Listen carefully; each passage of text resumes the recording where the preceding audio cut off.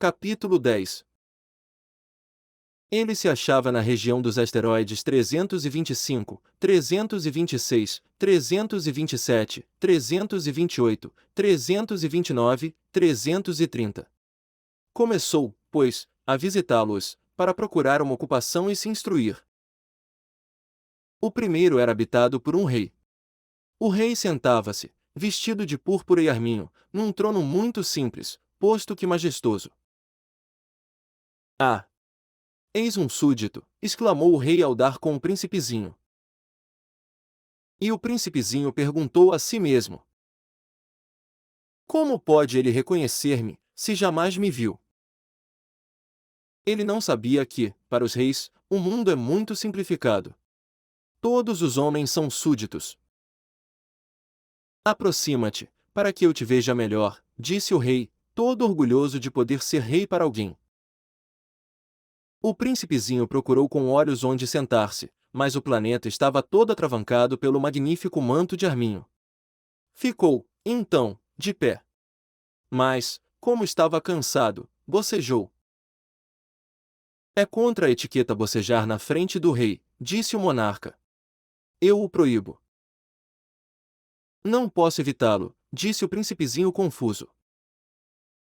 Fiz uma longa viagem e não dormi ainda. Então, disse o rei, eu te ordeno que bocejes. Há anos que não vejo ninguém bocejar. Os bocejos são uma raridade para mim. Vamos, boceja. É uma ordem. Isso me intimida, eu não posso mais, disse o príncipezinho todo vermelho. Respondeu o rei. Então eu te ordeno ora bocejares e ora. Ele gaguejava um pouco e parecia vexado. Porque o rei fazia questão fechada que sua autoridade fosse respeitada. Não tolerava desobediência.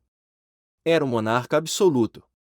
Mas, como era muito bom, dava ordens razoáveis.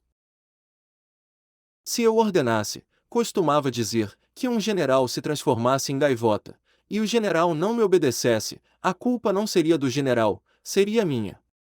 Posso sentar-me? Interrogou timidamente o príncipezinho.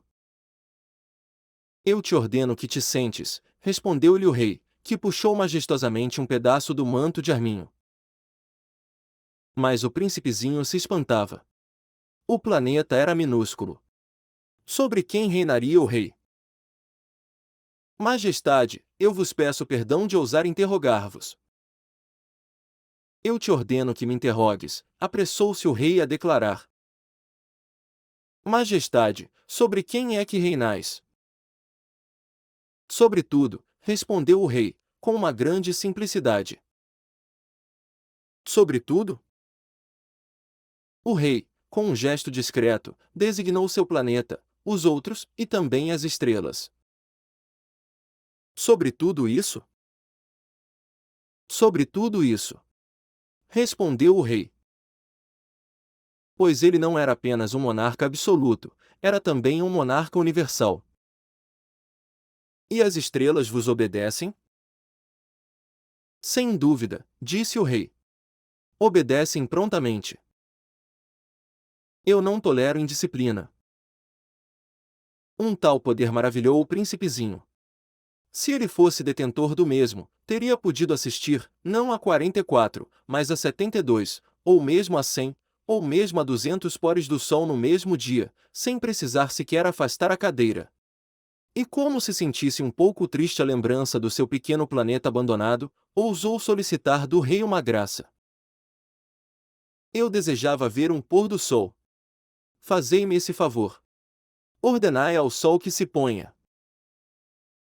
Se eu ordenasse a meu general voar de uma flor a outra como borboleta, ou escrever uma tragédia, ou transformar-se em gaivota, e o general não executasse a ordem recebida, quem, ele ou eu, estaria errado?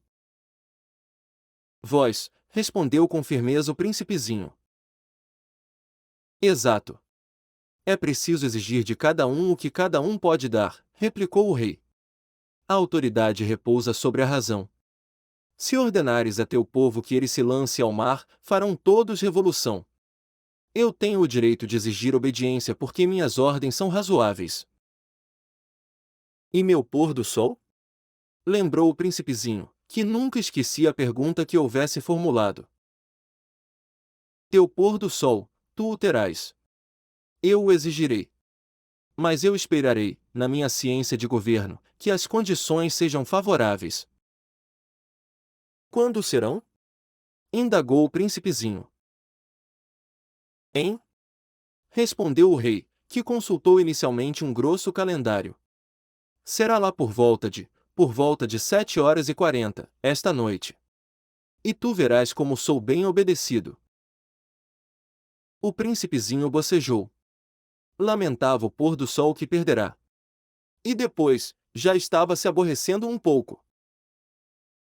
Não tenho mais nada que fazer aqui, disse ao rei. Vou prosseguir minha viagem. Não partas, respondeu o rei, que estava orgulhoso de ter um súdito.